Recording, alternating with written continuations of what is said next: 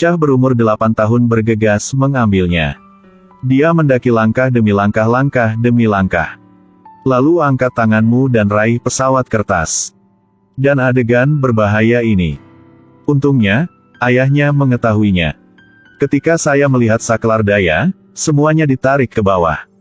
Sang ayah segera menyadari bahwa putranya melakukannya. Jadi tarik dia ke bawah. Dan kemudian memukulnya dengan keras di pantat. Dia bilang dia tidak menyentuh tombolnya. Tapi sang ayah tidak percaya sama sekali. Jika kamu tidak menarik ke bawah, bukankah kamu akan jatuh sendiri? Aku tidak menarik. Apa ini? Ini adalah saklar di mana pembunuhan akan terjadi. Nak, kamu tidak menarik. Ketika saya melihat anak saya menolak untuk mengakuinya, sang ayah memukul lebih keras. Untungnya, Paman Kuok-an menghentikannya. Bocah itu baru saja lolos dari satu kehidupan. Apakah Anda harus begitu keras, Mas Dong? Ini mematikan, siapa yang bertanggung jawab, tapi untungnya tidak terjadi apa-apa. Setelah itu, mereka berdua bersiap untuk pulang ke rumah untuk makan. Baru setengah jalan, Paman Kuok-an tiba-tiba teringat bahwa dia belum mengambil gergaji mesin. Jadi dia menyuruh Dong Lap pulang dulu dan kembali untuk mengambilnya sendiri. Dan sang ayah baru saja pulang dan langsung mencubit telinga anaknya. Kemudian berulang kali menegur dan memperingatkannya untuk tidak menyentuh kotak tegangan tinggi lagi. Ibu saya tidak punya. Ayah menyalahkanku. Saya menyalahkan Anda. Saya melakukan sesuatu. Apakah ada sesuatu yang tidak bisa Anda katakan perlahan? Bu, anak ini penuh bulu sekarang. Bahkan saklar daya di lokasi konstruksi berani menyalakannya, tetapi ibu dan nenek bocah itu tidak terlalu peduli. Masih sayang sama cowok. Dan mengatakan bahwa tidak ada yang terjadi, lalu pergi. Pada saat yang sama, Paman Kuok-an kembali ke lokasi konstruksi tetapi terlalu gelap. Jadi nyalakan saklar daya. Siapa sangka ketika lampu baru saja menyala di lantai atas, dia mengirim jeritan mengerikan kepada Paman Kuok-an untuk segera melarikan diri. Aku hanya berjalan pergi dan melihat ke belakang. Karena takut ketahuan oleh orang lain.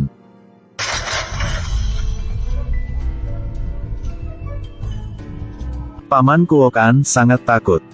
Segera bawa pulang mobilnya. Karena aku tahu aku telah melakukan dosa besar. Kuok-an kehilangan akal sehatnya dan berlutut di depan patung pemujaan istrinya untuk bertobat. Pada saat ini, Dong Lap datang untuk memanggilnya makan. Karena agar saudaranya tidak melihat sesuatu yang tidak biasa, Kuok-an bergegas keluar. Tapi ketika saya makan nasi, seluruh tubuh saya terasa seperti kehilangan jiwa saya. Setelah ragu-ragu berkali-kali, dia masih memutuskan untuk mengakui apa yang baru saja terjadi di lokasi konstruksi. Tetapi ketika saya hendak berbicara, saya terputus. Hari ini adalah hari libur, bukan masalah besar. Bicara tentang lokasi konstruksi besok dan katakan oke. Tepat ketika semua orang akan berkumpul untuk makan. Siapa sangka pada saat ini tiba-tiba ada ketukan di pintu. Sekarang nasib dua keluarga. Telah terjadi perubahan radikal. Siapakah Trin Dong Lap? Saya. Li Kuok-an tinggal di sebelahmu, kan? Saya Li Kuok-an. Mengundang Anda untuk bergabung dengan kami ke kantor polisi. Keduanya pergi ke kantor polisi. Kemudian berpisah untuk diinterogasi. Hampir malam. Situs konstruksi Anda memiliki 3 pekerja di ruang kabel di ruang bawah tanah. Seseorang tersengat listrik sampai mati. Sebelum Anda meninggalkan lokasi konstruksi, seseorang menyentuh saklar kotak tegangan tinggi. Ini mengejutkan Dong Lap. Kemudian mengatakan bahwa dia tidak menarik saklar. Di sisi lain, Li Kuok-an sangat ketakutan sekarang. Pada saat ini, polisi meminta mereka berdua untuk memberitahu mereka segalanya tentang proses meninggalkan lokasi konstruksi. Ketika kami sedang mengemasi peralatan kami dan bersiap-siap untuk pulang, kami sedang membersihkan ketika lampu tiba-tiba mati. Kemudian, saya dan Trin Dong Lap. Saya pulang ke rumah, bertanya lagi dan lagi, tetapi tidak mendapatkan petunjuk yang berguna. Polisi harus membiarkan mereka berdua menginap. Pada saat yang sama, Kapten melalui penyelidikan juga menemukan di saklar bahwa sidik jari Trin Dong Lap ada di sana. Dan itu bagus ketika Li Kuok-an kembali untuk mengambil gergaji, dia mengenakan sarung tangan. Itu sebabnya saya tidak dapat menemukan sidik jarinya. Ketika diinterogasi lagi, polisi mengatakan bahwa mereka ingin membawa putra Trin Donglap untuk diinterogasi. Pada saat ini, Donglap panik dalam hatinya berpikir ini pasti disebabkan oleh putranya. Jika tertangkap, seluruh hidupnya akan hancur. Berpikir bola balik, Donglap berinisiatif untuk mengaku. Dan akui bahwa saklar itu ditarik olehku. Setelah mengetahui kebenarannya, polisi segera membebaskan Lee Kuok-an. Anda bisa pergi, bagaimana dengan teman saya Trin Donglap?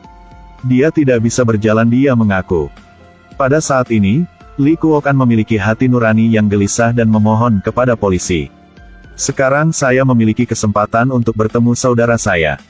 Lalu bertanya pada Donglap mengapa dia mengaku. Anak saya sepertinya telah melakukan kejahatan. Bukankah ini yang dilakukan anakmu?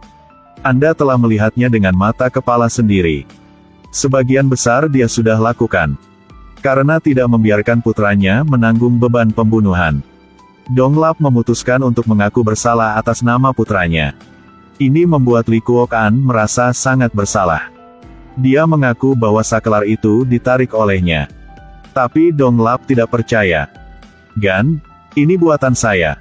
Saya menarik saklarnya. Siapa sangka Donglap tidak percaya, hanya mengira Kuok-an karena persaudaraan, jadi dia berkata begitu. Tapi Donglap sangat bertekad untuk masuk penjara daripada putranya. Jadi saya mengatakan kepada Lee Kuok-an untuk tidak berbicara lagi. Membunuh orang hanya duduk selama 3-5 tahun. Lalu ganti rugi sejumlah uang untuk lawan. Bahkan mungkin tidak dipenjara. Sama seperti itu, Lee Kuok-an tidak mengatakan apa-apa lagi. Dia pulang dengan linglung tetapi tidak punya waktu untuk pulang. Saya melihat kerumunan orang di sekitar pintu. Ada juga sekelompok orang yang memecahkan barang-barang di dalamnya. Mereka hanya tidak ingin berdamai. Dan akhirnya Donglap divonis 10 tahun penjara. Dan ganti rugi setiap rumah 100 juta. Tapi anak itu sama sekali tidak menarik saklarnya. Tidak ada seorang pun di keluarga yang percaya padamu. Sang ibu bahkan menawarkan untuk membiarkan putranya mengaku. Saya pergi ke rumah saya untuk mengakui dosa-dosa saya sehingga saya dapat hidup sepanjang hari. Saya dan adik baru saya tidak diganggu oleh orang lain. Ketika saya melihat saudara perempuan saya di ranjang rumah sakit, bocah itu memutuskan untuk pergi ke kantor polisi untuk mengaku. Apakah Anda mengatakan saklar berada di Saklar Daya? Jadi, tahukah Anda betapa berbahayanya saklar itu? Saya tahu itu berbahaya, mengapa menyentuhnya?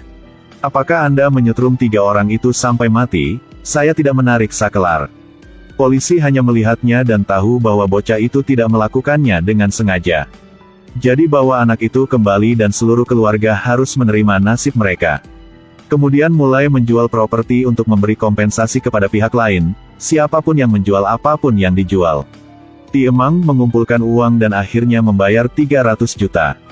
Karena untuk mencari nafkah, neneknya yang berusia 70 tahun juga harus keluar menjual tahu untuk membantu menghidupi keluarganya. Putranya pergi ke sekolah pertukangan dan menerima Lee Kuok-an sebagai gurunya. Tapi tidak tahu bahwa dia adalah orang yang merugikan keluarganya seperti ini. Hari demi hari, anak-anak telah tumbuh dewasa tetapi Lee Kuok-an masih merasa bersalah. Jadi saya mulai membuka bengkel kayu untuk membantu rumah saudara saya. Tetapi apakah kompensasi ini benar-benar berfungsi? Tiak pernah. Suatu hari, putra Donglap, Dai-fi, belajar dari putra orang yang meninggal itu. Paman Kuok-an yang selalu membantu keluarganya adalah pembunuhnya. Anda berbohong. Saya tidak berbohong kepada Anda. Apakah Anda tidak pernah meragukannya? Apa dasar Lee Kuok-an untuk bersikap baik kepada Anda? Ini benar-benar cinta persaudaraan, mengapa kamu percaya itu? Pada saat ini, Dai Ngia ingat bahwa dia tidak menyentuh saklar sama sekali. Tapi setelah 10 tahun, ada keraguan di hati Dai-fi. Haruskah semua kebenaran terungkap? Setelah mengetahui hal ini, Dai Wei bermasalah setiap hari dan bahkan terlibat dalam narkoba dan adegan ini. Saya baru saja dilihat oleh Lee Kuok-an. Aku sudah membiarkan kakakku mengaku. Tidak bisa lagi merusak kehidupan Dai-fi. Jadi Lee Kuok-an ingin membantu Dai-fi berhenti dari narkoba. Tapi Dai-fi tidak mendengarkan. Sampai ini ditemukan oleh ibu. Aku memukulmu sampai mati, kamu cabul, aku memukulmu sampai mati. Saya memukul, pemukulan dari ibu. Juga membangunkan putranya sehingga dia memutuskan untuk berubah. Untuk menjadi orang baik, sebenarnya bertahun-tahun telah berlalu.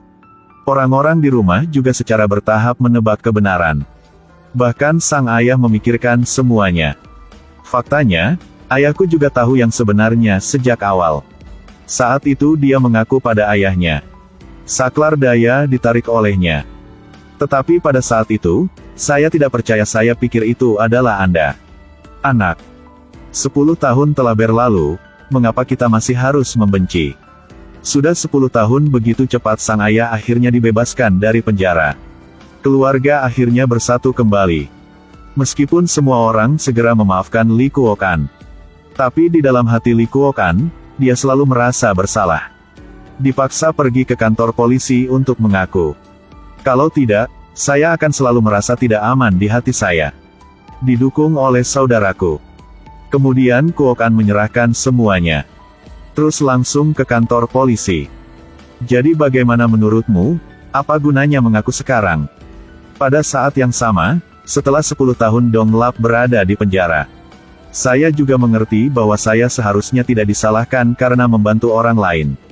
Apakah anak-anak atau orang dewasa?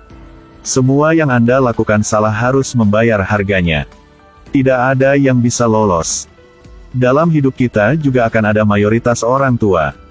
Jangan percaya anakmu. Tapi nyatanya, terkadang apa yang dikatakan anak-anak sangat bisa dipercaya.